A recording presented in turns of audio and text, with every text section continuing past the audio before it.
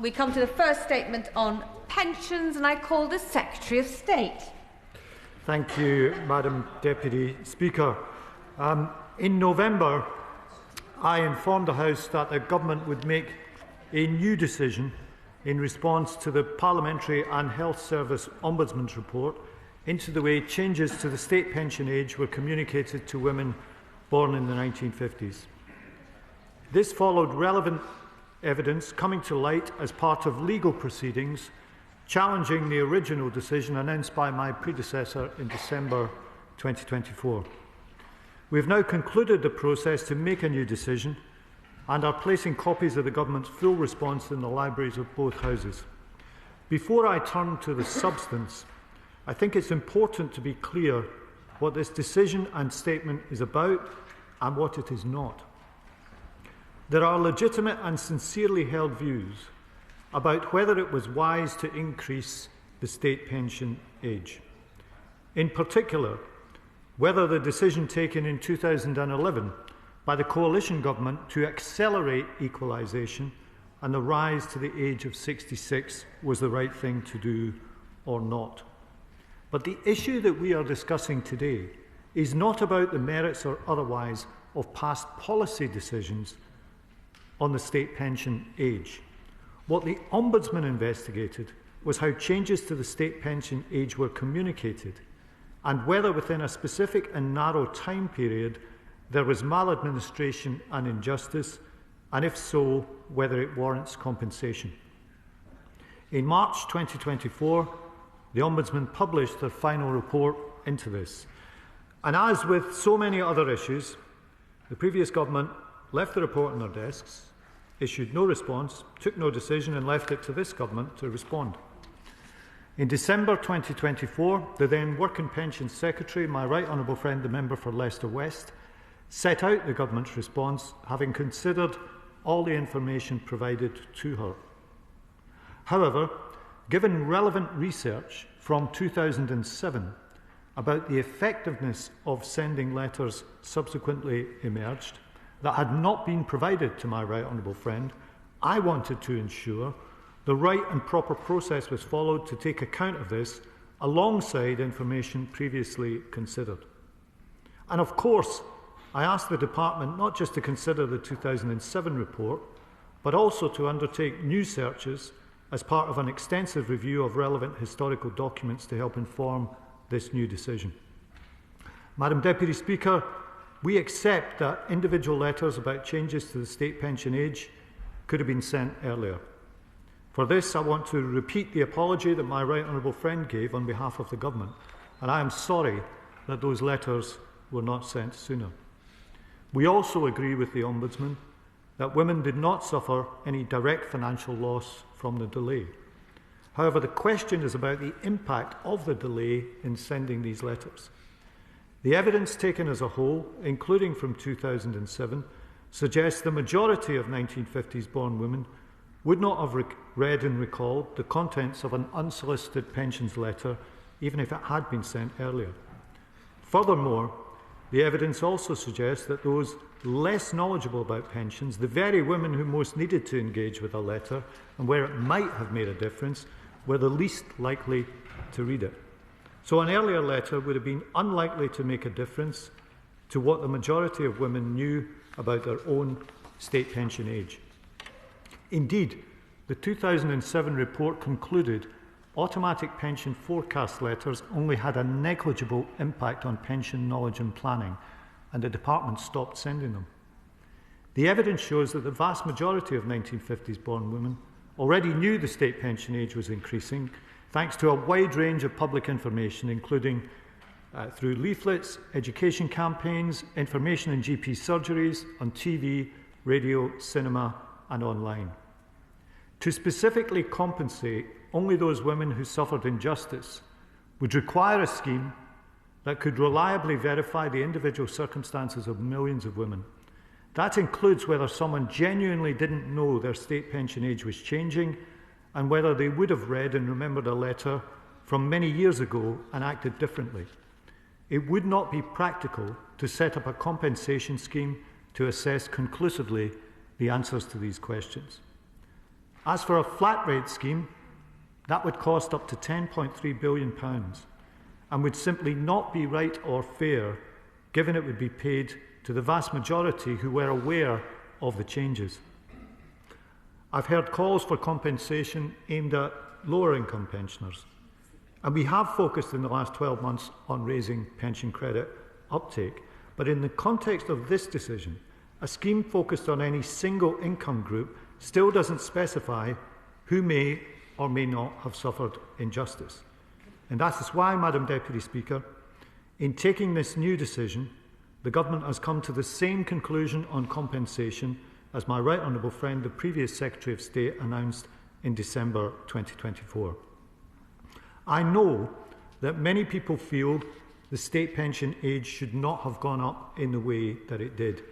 Indeed, Labour argued against the 2011 policy decision put in place by the Conservative Lib Dem coalition that accelerated the increase. But I repeat what I said at the start of my statement.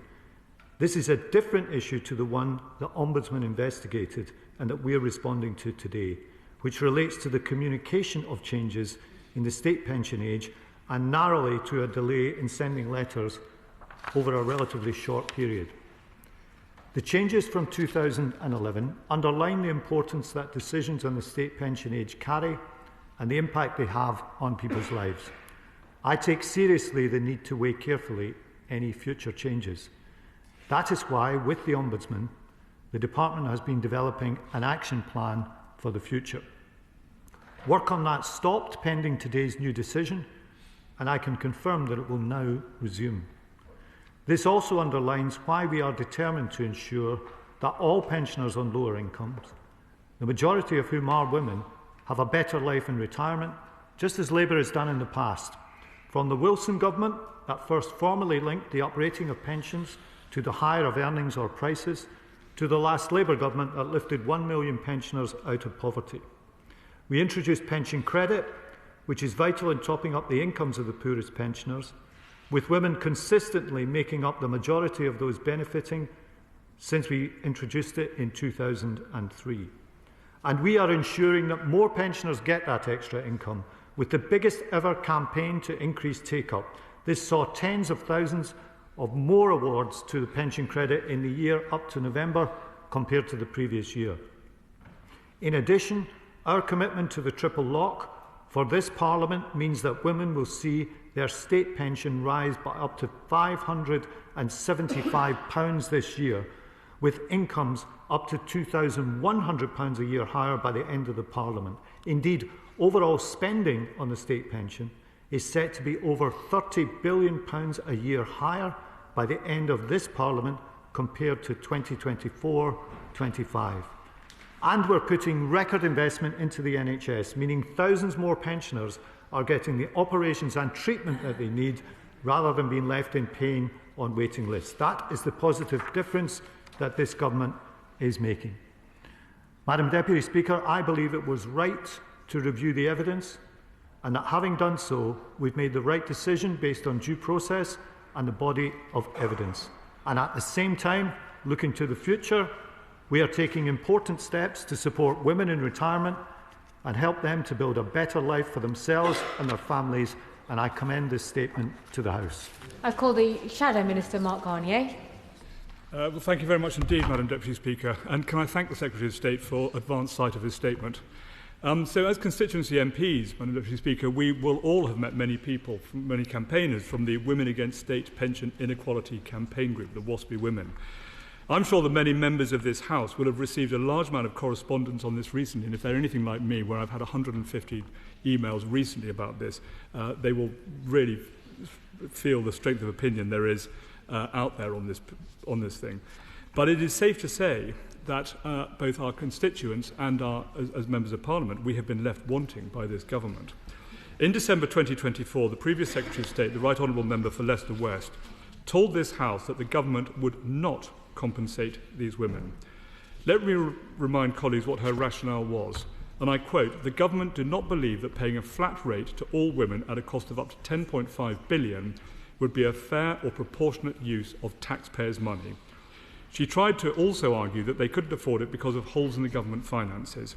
But as my right honourable friend, the Shadow Secretary of State for Work and Pensions, rightfully said, the government compensation should always be based on what is fair and just. So before getting into government, it seemed that Labour MPs did think that an injustice had been done. And let us remind our colleagues of what members of this government have said in the past. The Prime Minister himself called this situation a huge injustice.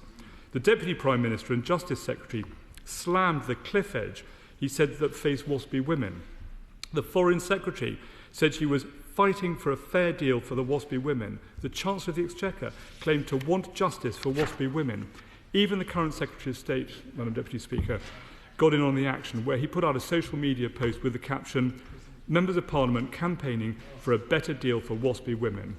Is it no wonder, therefore, that the WASPy women who were promised so much are so angry? The people who used to stand beside them have now turned against them. If the government really believed that these women had faced a great injustice, they would have found a way to compensate them. They could have avoided a deal with Mauritius that will cost us all £35 billion. But they chose not to. They could have found savings on our country's benefit bill, but they chose not to. They had 14 years to prepare for government and are messing up by doing nothing. And that brings us to the statement from the Secretary of State today. Isn't it convenient, Madam Deputy Speaker, that he should choose a sitting day when most MPs are not here? It's almost as if they don't want to hear the criticism from his own backbenchers. In reality, all the Secretary of State is doing is announcing that nothing has changed and that they won't be compensating WASPy women. So, Madam Deputy Speaker, I have a few questions. Given he previously campaigned for a better deal for WASPy women, does he think that today's announcement provides that better deal? Secondly, in his statement, the Secretary of State tries to argue that this is somehow our fault on this side of the chamber. However, he forgets that the maladministration, which the previous Secretary of State apologised for, was committed under the last Labour government before 2010. This is something that the Ombudsman report made explicitly clear. So can the Secretary of State just hold his hands up and take accountability for these mistakes? Thirdly, and this is a really interesting point, Madam Deputy Speaker, the Secretary of State chose to mention the triple lock in his statement, and he chose to say that the state pension would go up by up to £575 this year, with an expected income rises by up to £2,100 a year by the end of this Parliament. Now, we all know there's no cap on the triple lock. There's no cap on the triple lock. But he makes a point where he says it will go by up to 2,100. So is he implying that the triple lock is about to be capped? Can he confirm that he's apparently U-turning on their policy on the triple lock by imposing a cap? And finally, Madam Deputy Speaker, isn't it now just fact that this government resemble, frankly, a bunch of joyriders pulling handbrake turns in a Tesco car park when they should be a serious party of government? Their backbenchers keep being marched up the hill only to be told to march down again. They even take the whip away from them for having a conscience, only to be told later that ministers are proud to support policies that were only recently sackable offences. So, Madam Deputy Speaker, does he really think this constant back and forth is fair on WASPy women? I look forward to his comments.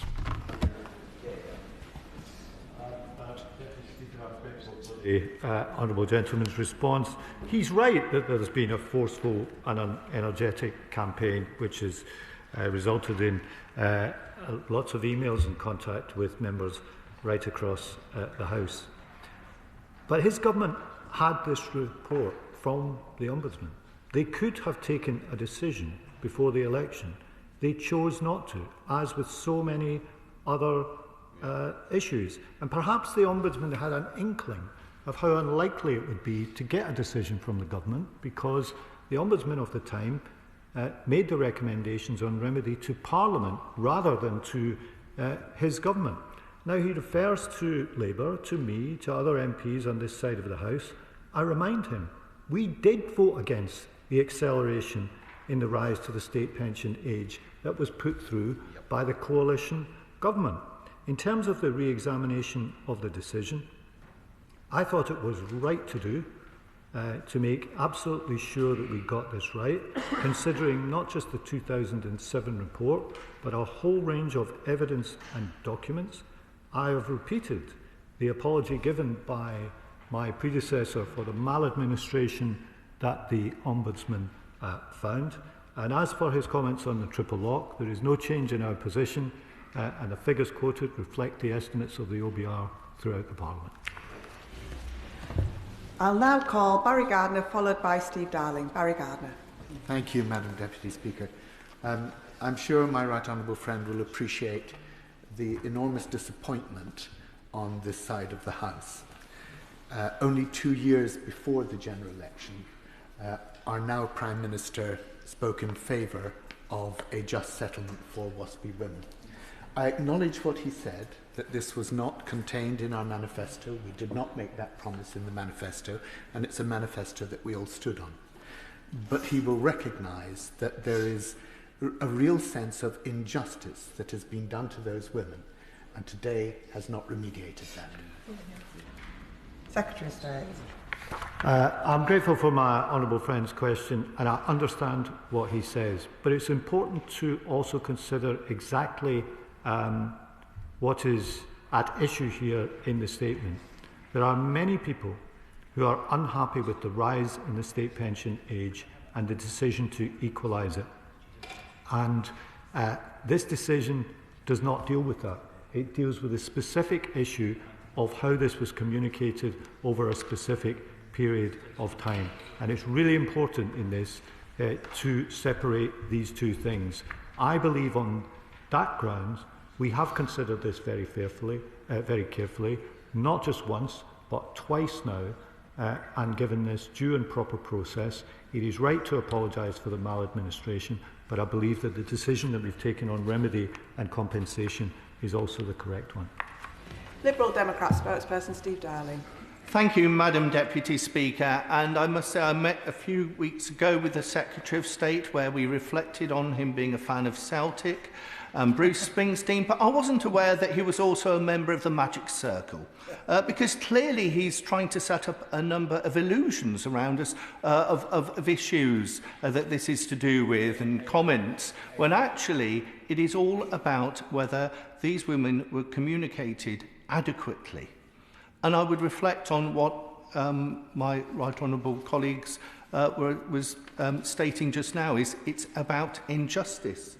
And when you get elected as an MP and you're somewhat disappointed as a Liberal Democrat not to be a member of the government, that actually it is about seeking out injustice and tackling this. And yet the Secretary of State is putting this in the too hard to do file. There are more than 3.6 million WASPI women across the UK who will feel this as if it were a punch in the stomach. They will feel utterly betrayed, and they will feel betrayed because false hope was given to them in the autumn, and so that hope has been dashed. I'd like to thank the more than 100 MPs from across the United Kingdom who supported the letter I coordinated calling for justice for WASPI women, but sadly this fell on stony ground. So I'd like to ask the Secretary of State, what engagement did he have with the Ombudsman before coming to his final conclusions around this? And also, can he please explain further why he has chosen to ignore the recommendation of the Ombudsman to give justice to WASPI women and pay compensation? Secretary of State. Thank you, Madam Deputy Speaker. He's certainly right about Celtic and Bruce Springsteen and my allegiance to both. But there is no illusion about the position of his party. He says with a tinge of regret that he wishes they were in government, but they were in government, and that's the point. Yeah. And in 2011, they took the decision to accelerate the equalisation and the raising of the state pension age. So they were in government and were in the position of being able to take these decisions. The heart of this is something different. It is about how these decisions were communicated and whether people really could have done something differently. Now, he asks about engagement with the Ombudsman. I, of course, have looked at their report. The current Ombudsman recently met the Permanent Secretary, and in terms of future work, as I said in my statement, we will pick up the work that was paused on the action plan so that in future, when we're considering the state pension age, we not only consider policy, but fully consider all the aspects of communication and the period of warning, things that were distinctly not done when that decision to accelerate the state pension age happened under his government in the coalition. Dame Chielmora. Thank you, Madam Deputy Speaker. The Secretary of State knows just how disappointing so many will find this statement. For the WASPI women who feel so strongly the injustice they have suffered. And he has set out the reasons in principle and in practice, and I appreciate that, and how the Labour government will support low-income pensioners. But I want to talk about the personal. I suspect the Secretary of State, like me and many in this House, started full-time work in his 20s, and it was not physically arduous. I think of my constituent who started work at 15, hard physical work, and found herself required to continue working many years after she expected to be retired and as her health deteriorated. What help and support can the Secretary of State offer her? Secretary of State. I'm grateful to my honourable friend, and I'd say two things in response to the issue she raises. It is right that as the state pension age has gone up, how that affects people will be influenced by the kind of lives that they've led, the toughness of the work that they've done. But I say to her, that's an argument about the raising of the state pension age. And while I appreciate a lot of the correspondence has been about that, it is a different issue from the one that the Ombudsman was looking at. And in terms of how we look after pensioners and what our policy is, that's exactly why we have pension credit to help lower income pensioners. It's why we put it in place in 2003 and why we've put extra effort into making sure that entitlement to that benefit is taken up by those who could have access to it. Mark Pritchard. The Secretary of State is a fellow West Midlands Member of Parliament, and you will know Shropshire very well. And can I just say that many of my constituents born in the 1950s, WASPI women, will be very, very disappointed by today's announcement. He talks about miscommunication, maladministration, says little about compensation, of course, which means the injustice continues. He mentions an action plan. Could you give a little bit more detail on how the action plan will contribute towards assuaging some of the anger as a result, no doubt, of this non-announcement today and disappointing announcement, and what real help can be given to WASPI women in different ways, including those that aren't entitled or qualify for pension credit? Secretary of State. I'm grateful to my West Midlands colleague for his question. He talks about disappointment. I mean, his frontbench spokesperson could have, in the time allocated to him, have promised to take a different decision were the party opposite ever to return to power. And they had a chance to take a different decision when they were in power, but chose not even to respond to the report, let alone to outline what that decision might be. He asks about the action plan and specifically what it will cover. Two things at the heart of it: communications and the handling of complaints. If we are raising the state pension age over time in the country, it's important that we get the communications right. That's what we want to do in our work with the Ombudsman going forward. John Trickett. Thank you very much. And on the position of the WASPI women, there are 300,000 in Yorkshire and 6,500 in my constituency. And in Yorkshire, we believe politicians should say what they mean and mean what they say. And Labour opposed this proposal when it was first introduced. And our leading spokesman continued to say they wanted to and would deliver justice to the WASPI women. This is not justice today. And for many, many women in my constituency and elsewhere who I've met and discussed, the idea that there will be an accelerated process of getting to a higher pension age came like a bolt out of the blue. They had no idea this was coming so quickly. It disrupted families' plans, financial structures of their lives, and it was a disgrace introduced by the parties opposite.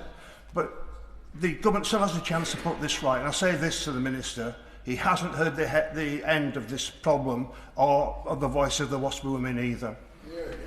Secretary of State. I thank my honourable friend for his question. He's right to remind the House that we opposed the acceleration, we voted against it, and we opposed many policies of the coalition government and the Tory governments that were in power over the last 14 years. He's also right to say that 5 years' notice was not enough, and that's why we opposed it in the vote. In terms of our responsibilities now, that is why we've put such a stress on looking after pensions properly, maintaining the value of the basic state pension. I outlined what that would mean for this Parliament in the statement that I gave, and for poorer pensioners, making sure pension credit is there and making sure that the maximum take-up of that benefit is there so that people can get access to the benefits to which they are entitled. John Glenn. Thank you, Madam Deputy Speaker. I welcome the Government's apology for the maladministration and the clarity today, but many Salisbury WASPI women will be very disappointed by the decision. I'm just wondering if the Secretary of State could say a little bit more about what options did he look at to compensate the most vulnerable, the poorest of the WASPI women, because I recognise the enormous cost would be too much overall, but what options did he pursue? When I was in government, the option to withdraw the winter fuel payment was one that I resisted because of the impracticalities of doing so fairly. What options were put to him, and couldn't he have compensated the poorest, as I think many would have been sympathetic to? Secretary of State. Madam Deputy Speaker, I have great respect for the Right Honourable Member, and he will have considered some of these issues in government because, of course, he had long service as a Treasury Minister. I like the Honourable Gentleman a lot, but I have to say he could have taken decisions on this when his party were in power. In terms of the lowest income pensioners, I make 2 points. The first point is to repeat what I said in my statement, which is that the problem with any flat rate scheme is it would compensate people who knew about the state pension age rising, as well as maybe those who didn't. And for lower income pensioners, that is precisely why we have pension credit, so that there is access to another benefit for pensioners who are living on particularly low incomes. We introduced pension credit back in 2003, and since we came back into office in 2024,